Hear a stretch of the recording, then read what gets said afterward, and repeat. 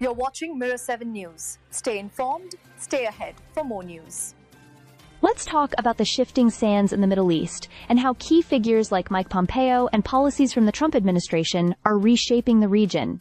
Not with lofty promises, but with strategic pragmatism. The recent developments following the Gaza conflict mark a clear pivot from idealistic foreign policy to a more grounded and realist approach. Under the Biden and Obama administrations, the U.S. foreign policy heavily emphasized democracy promotion, peace through the Oslo Accords, and re-engagement with Iran through the JCPOA. That strategy, while well-intentioned, often produced unstable results. It inadvertently enabled the Islamic Republic of Iran to finance a web of terror proxies, including Hezbollah, Hamas, the Houthis, and Shia militias in Iraq. These non-state actors thrived, becoming destabilizing forces across the region. Mike Pompeo, serving as Secretary of State during Trump's first term, helped define an alternative doctrine, one centered on hard power, sanctions, and economic normalization rather than state-building ideals. Now, in Trump's second term, this doctrine is being revived and enforced with renewed vigor.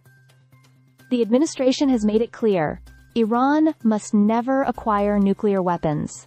With intensified sanctions, and even direct strikes on Iran's nuclear infrastructure, the message is unmistakable. What's fascinating is how this shift isn't just about confrontation. It's about containment, deterrence, and managing long-term threats. Pompeo always emphasized strengthening alliances with countries that share common interests, regardless of their internal politics. The idea here is straightforward. The U.S. cannot afford to alienate partners like Saudi Arabia based on moralistic grandstanding, especially when those partners are key to regional stability. We see the impact of this approach everywhere. Iran's so-called axis of resistance is crumbling under pressure. Hezbollah's influence in Lebanon is dwindling, Hamas is cornered in Gaza, and Syria remains fractured, unable to consolidate power meaningfully. Even Jordan, traditionally stable, has begun cracking down hard on Islamist factions to prevent chaos. Pompeo's legacy, in part, is the groundwork he laid for the Abraham Accords, which shifted the focus of peace efforts from ideological alignment to economic collaboration and shared security concerns. That's what defines today's Middle East realism: building economic incentives, isolating terror actors, and creating conditions where peace becomes practical, even if it's not perfect. In Palestine, the idea of a two-state solution remains stalled. Hamas is politically bankrupt, clinging to violence instead of governance. There are no credible institutions, no forward-thinking leadership.